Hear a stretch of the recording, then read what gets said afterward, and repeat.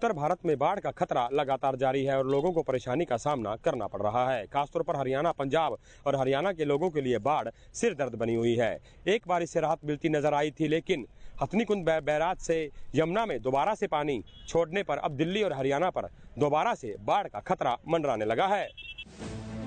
पिछले कुछ दिनों से बाढ़ का सितम झेल रही दिल्ली और हरियाणा की बाढ़ के चलते मुश्किलें कम होने का नाम नहीं ले रही हैं। दिल्ली में जहां अभी लोगों के घरों से बाढ़ का पानी उतरा ही था, उनकी मुश्किलें एक बार फिर से बढ़ने वाली हैं। दरअसल हथनीकुंड बैराज में करीब 9 दिनों बाद एक बार फिर से पानी बढ़ना शुरू हो गया है, जिसे यमुना में डाइवर्ट किया गया है कि पानी अगले 2 दिनों में दिल्ली पहुंचेगा, जिसकी वजह से निचले इलाकों में बाढ़ का खतरा बढ़ गया है। 9 दिन बाद एक बार फिर से पानी बढ़ने से हथनीकुंड बैराज से सभी फ्लड गेट खोल दिए गए हैं। यमुना नदी में पानी डाइवर्ट कर दिया गया है, जिससे कहीं न कहीं एक बार फिर से निचले इलाके में पानी से प्रभावित हो सकते हैं। दरअसल पहाड़ों पर लगातार तेज बरसात का दौर जारी है। उत्तरकाशी में 21 जुलाई की रात बादल फटने की खबर सामने आई है। पहाड़ों पर बारिश के साथ ही हरियाणा के कई जिलों में लगातार बरसात हो रही है, जिसकी वजह से हथनीकुंड बैराज में पानी बढ़ रहा है और दिल्ली सहित प्रदेश के कई हिस्सों में बाढ़ का खतरा लगातार बढ़ रहा है। प्रदेश के फतेहाबाद में पिछले करीब 4 दिनों से बाईपास पर पानी लगातार बढ़ रहा है। प्रशासन की तरफ से बांध को ऊंचा किया जा रहा है, लेकिन अब पानी के दबाव के चलते फतेहाबाद बाईपास पर बने पुल के धंसने की संभावना बन गई है। दूसरी तरफ अंबाला में एक बार फिर से बाढ़ का खतरा मंडराने लगा है। ऐसे में पुलिस प्रशासन ने लाउडस्पीकर पर अनाउंसमेंट कर लोगों को जागरूक किया है और जान माल की सुरक्षा करने की अपील की है। आमजन को सूचित किया जाता है कि आज दिनांक 22 जुलाई 2023 को पीछे विभाग की तरफ से अलर्ट जारी किया गया है, जो पीछे पहाड़ों में अधिक बारिश हुई है। इसलिए अब टांगरी नदी में अंबाला में 11:30 बजे तक सुबह तक पानी आने की संभावना है। आप अपने परिवार का, अपने बच्चों का ध्यान रखें। हमारे कप्तान एसपी साहब गगनदीप सिंह रंधावा अंबाला के दिशा निर्देशों के अनुसार अंबाला पुलिस इस आपदा की घड़ी में आपके साथ है। दूसरी तरफ यमुना नगर में भी बाढ़ के खतरे को देखते हुए प्रशासन की तरफ से लगातार लोगों को आगाह किया जा रहा है। यमुना के पास न आने की अपील की जा रही है, ताकि किसी तरह की अप्रिय घटना न घटित हो। और एहतियात बरतें, लगातार पानी का जल स्तर बढ़ रहा है। हाँ, जो अभी तक हमारी संभावना लग रही है, अधिकारियों ने बताया है इरिगेशन के कि अभी पानी बढ़ने की संभावना और भी है। तो जो आसपास जो लकड़ी चुकने के लिए जो गांव ग्रामीण वासी इकट्ठे हो जाते हैं, तो उनको हिदायत दी जा रही है कि अभी दूर रहें इससे। हाँ, गांव में बुनियादी तो अभी नहीं करवाई है, लेकिन हमने ERVs को भेजा है, जो सरपंचों से साथ रही है कि वो अपने अपने गाँव में जाके बुनियादी कराएं, क्योंकि सुबह ये जल स्तर बढ़ा है और बुनियादी भी कराने के लिए उनको गांव वालों को बोला है, सरपंच को, कि अपने गांव में बुनियादी कराएं कि जल स्तर बढ़ रहा है और अपना ध्यान रखें। अपने पशुओं को और किसी प्रकार का कार्य करने के लिए, खेत का कार्य करने के लिए जमुना के किनारे पे न जाएं। बाढ़ के कारण उत्तर भारत में भारी नुकसान हो चुका है और खासतौर पर किसानों की हजारों एकड़ फसल खराब हो चुकी है और भूमि जलमग्न है। एक बार अगर फिर से बाढ़ के हालात बनते हैं तो स्थिति खतरनाक हो सकती है। उचाना को लेकर डिप्टी सीएम दुष्यंत चौटाला और वीरेंद्र सिंह के बीच चल रही बयानबाजी थम नहीं रही है। अब एक बार फिर दुष्यंत चौटाला ने वीरेंद्र सिंह पर तंज कसते हुए कहा कि उन्हें तो सोते जागते जेजेपी का ही सपना आता है। चौटाला परिवार और वीरेंद्र सिंह के परिवार के बीच पिछले कई सालों से चली आ रही राजनीतिक दुश्मनी 2024 से पहले भी खूब देखने को मिल रही है। खासकर उचाना सीट को लेकर डिप्टी सीएम दुष्यंत चौटाला और बीजेपी नेता वीरेंद्र सिंह आए दिन नया बयान देकर अपनी मंशा साफ जाहिर कर चुके हैं कि वे उचाना को लेकर पीछे हटने वाले नहीं हैं। एक बार फिर से दुष्यंत चौटाला ने वीरेंद्र सिंह को लेकर पूछे गए सवाल के जवाब में कहा कि वीरेंद्र सिंह अब ऐसी स्थिति में पहुंच गए हैं कि उन्हें उठते बैठते, सोते जागते हर समय जेजेपी और दुष्यंत ही दिखाई देती है। हालांकि उन्होंने ये भी कहा है कि राजनीतिक तौर पर हम जरूरी विरोधी रहे हैं, आगे भी रहेंगे, लेकिन उम्र में बड़ा होने के चलते मैं वीरेंद्र सिंह का सम्मान करता हूँ। मुझे लगता है वीरेंद्र सिंह जी की अब ऐसी स्थिति होगी कि उठते सोते उनको जेजेपी और दुष्यंत दिखता है। मैं तो निरंतर मेरे से बड़े हैं, उनका मान सम्मान करता हूँ। राजनीतिक तौर पर जरूर हम विरोधी रहे और आगे भी रहेंगे, और आज के दिन मेरा काम मैं कर रहा हूँ। अगर वो गिनती करवाना चाहते हैं कि मेरी कॉन्स्टिट्यूएंसी में पिछले 3.5 साल में काम कितने हुए, तो मैं तो 66 पंचायतें हैं, 66 अलग अलग लोगों से उनके गांव का ब्यौरा दिलवा सकता हूँ और बता सकता हूँ कि कितना काम इस कॉन्स्टिट्यूएंसी में कोविड और किसान आंदोलन के बावजूद भी हुआ है। दरअसल ये लड़ाई उचाना सीट से चुनाव लड़ने को लेकर है। डिप्टी सीएम एक बार फिर उचाना से चुनाव लड़ने का दम भरते हैं, तो वहीं वीरेंद्र सिंह उचाना सीट पर उनके परिवार का हक होने की बात कई मौकों पर कह चुके हैं। ऐसे में उचाना को लेकर जारी खींचतान में दोनों नेता एक दूसरे पर पलटवार करते हुए दिखाई देते हैं। युवाओं को रोजगार देने के लिए केंद्र सरकार लगातार कई बड़े कदम उठा रही है। इसी कड़ी में एक बार फिर से रोजगार मेले का आयोजन किया गया। देश भर में 44 जगहों पर रोजगार मेले लगाए गए, जहां पर वर्चुअली प्रधानमंत्री नरेंद्र मोदी भी जुड़े और नवनियुक्त कर्मचारियों को संबोधित किया। इसी मौके पर नियुक्ति पत्र भी बांटे गए। देश भर में 44 जगहों पर रोजगार मेलों का आयोजन किया गया। पीएम मोदी इस कार्यक्रम में वर्चुअली जुड़े। इस दौरान उन्होंने 70,000 से अधिक युवाओं को वीडियो कॉन्फ्रेंसिंग के जरिए नियुक्ति पत्र दिए और नियुक्ति पत्र बांटने के कार्यक्रम में पीएम ने अपने संबोधन में कहा कि आज देश के लिए ऐतिहासिक दिन है। युवाओं का सरकारी नौकरी में आना बहुत बड़ा अवसर है। आपको देश का नाम रोशन करके दिखाना है। आप लोग पूरी ईमानदारी से काम कीजिए। आगे उन्होंने ये भी कहा कि भारत 9 सालों में 5वें नंबर की अर्थव्यवस्था बन गया है और बहुत ही जल्द दुनिया की तीसरी सबसे बड़ी अर्थव्यवस्था बनने वाला है। वहीं इस दौरान वो विपक्ष पर भी निशाना साधते हुए नजर आए। साथियों, आज के इस कार्यक्रम में बैंकिंग सेक्टर के काफी लोगों को नियुक्ति पत्र मिल रहे हैं।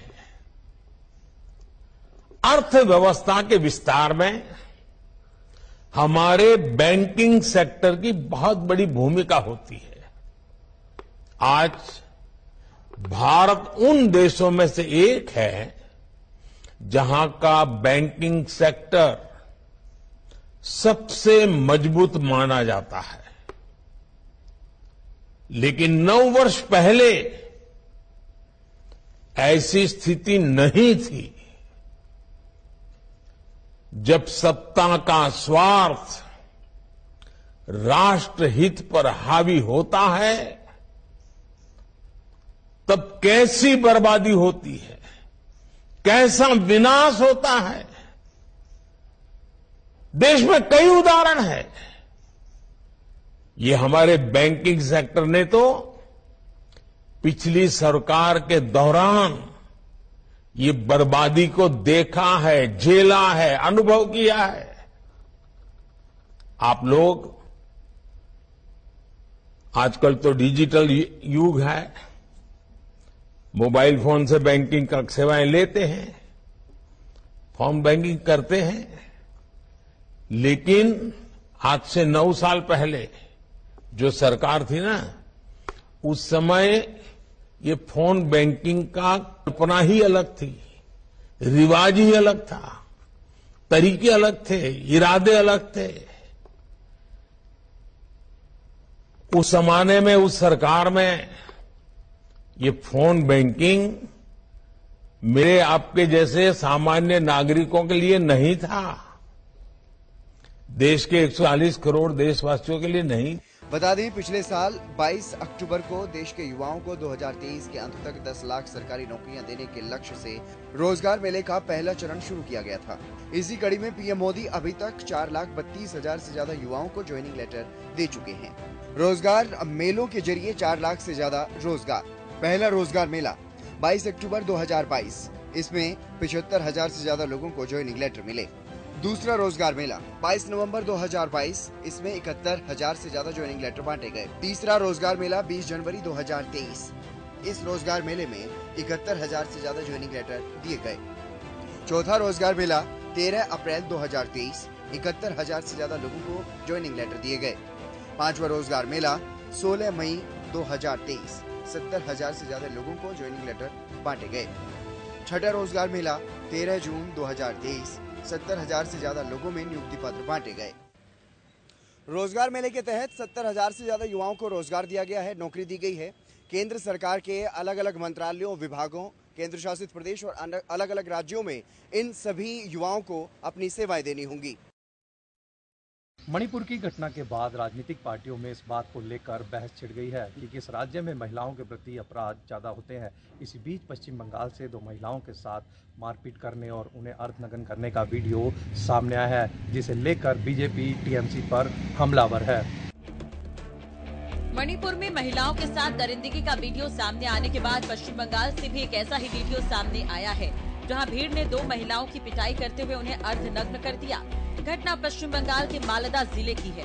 बीजेपी के IT cell head Amit Malviya ने ये वीडियो सोशल मीडिया पर शेयर किया है। वीडियो में देखा जा सकता है कि महिलाओं का एक समूह 2 महिलाओं को घेरे हुए है। उनके बाल खींचकर चप्पलों से पिटाई की जा रही है। इसके बाद दोनों महिलाओं के कपड़े फाड़ दिए जाते हैं।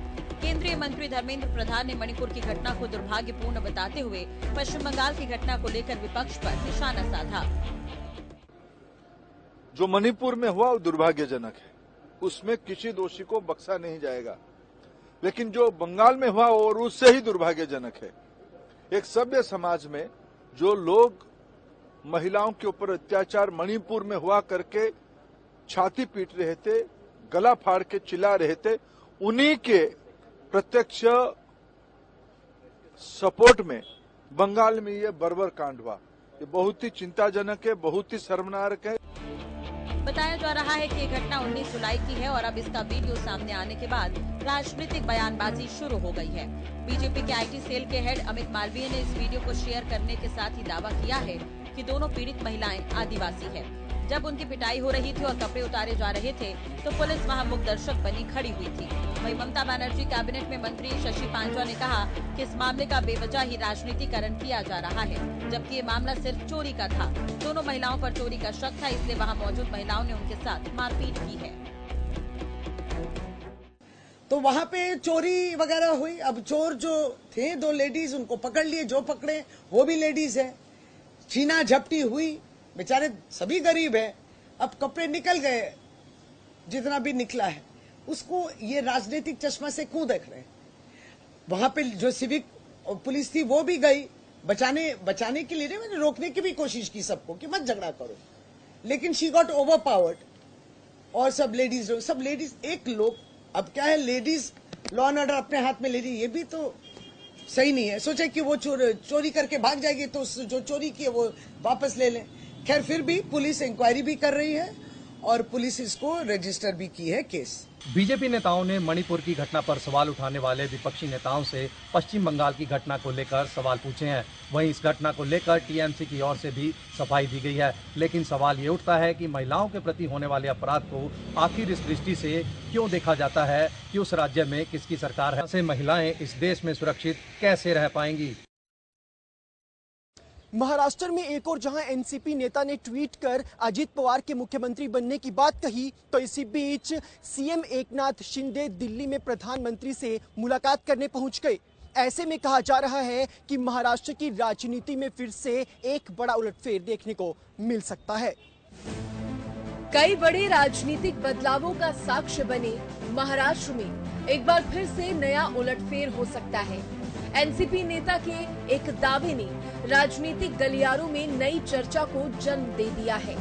दरअसल एनसीपी विधायक अमोल मिटकरी ने एक ट्वीट किया है, जिसमें उन्होंने जल्द ही अजीत पवार के मुख्यमंत्री बनने की बात कही है। ट्वीट के कैप्शन में एनसीपी विधायक ने मराठी में लिखा, मैं अजीत अनंतराव पवार महाराष्ट्र के मुख्यमंत्री के रूप में शपथ लेता हूँ।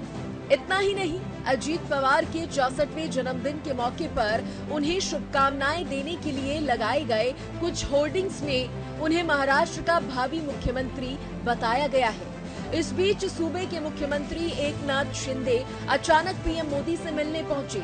उन्होंने अपने पूरे परिवार के साथ प्रधानमंत्री नरेंद्र मोदी से दिल्ली में मुलाकात की। प्रधानमंत्री से मुलाकात के बाद शिंदे ने कहा कि हमने बारिश, रायगढ़ की घटना और राज्य में चल रहे मौजूदा प्रोजेक्ट के बारे में बात की। राज्य की जो परिस्थिति है, बारिश हो रहा है, कल जो रायगढ़ में हुआ जो हादसा है उसके बारे में चर्चा हुई। बाकी जो ऑनगोइंग प्रोजेक्ट जो है राज्य में उसके बारे में चर्चा हुई है। और मैंने अभी कहा जो धारावी के प्रकल्प के बारे में या मुंबई के जो अटके पड़े रीडेवलपमेंट प्रोजेक्ट है उसके बारे में भी बहुत ही गंभीरता से चर्चा हुई है। प्रधानमंत्री नरेंद्र मोदी से सीएम एकनाथ शिंदे की मुलाकात को मजबूत संदेश बताया जा रहा है। दरअसल कयास लगाए जा रहे हैं कि एकनाथ शिंदे महाराष्ट्र के मुख्यमंत्री पद से हटाए जा सकते हैं। ऐसे में माना जा रहा है कि पीएम नरेंद्र मोदी के साथ मुलाकात कर शिंदे ऐसे लोगों को एक संदेश देना चाहते हैं। दरअसल जब से शरद पवार का साथ छोड़कर अजीत पवार ने भाजपा और शिवसेना का साथ दिया है, तब से ही एकनाथ शिंदे को मुख्यमंत्री पद से हटाए जाने के कयास लगाए जा रहे हैं। इसीलिए प्रधानमंत्री के साथ सीएम शिंदे की ये मुलाकात बेहद खास मानी जा रही है। दरअसल जब एनसीपी का साथ छोड़कर अजीत पवार सरकार में शामिल हुए थे, तभी से सीएम एकनाथ शिंदे की कुर्सी पर खतरा होने की बात कही जा रही थी। लेकिन ऐसे में उन्होंने प्रधानमंत्री नरेंद्र मोदी से मुलाकात कर इन चर्चाओं पर विराम लगाते हुए एक मजबूत संदेश देने की कोशिश की है। सीमा हैदर ने शुक्रवार को राष्ट्रपति को 38 पेज की दया याचिका भेजी है, जिसमें उसने लिखा है कि उसे भारत की नागरिकता मिल जाए और उसे भारत में ही रहने दिया जाए, क्योंकि अब सीमा हैदर भारत की बहू बन चुकी है। पाकिस्तान से अपने प्यार को पाने की चाहत में भारत आई सीमा हैदर अपना धर्म बदलने और सचिन के साथ शादी करने के बाद जहां भारत की बहू बन गई है, वहीं अब सीमा भारत की नागरिकता भी चाहती हैं। वो चाहती हैं कि उन्हें भारत की नागरिकता मिले और भारत में ही रहने दिया जाए। सीमा हैदर ने भारत के राष्ट्रपति को 38 पेज की दया याचिका भेजी है।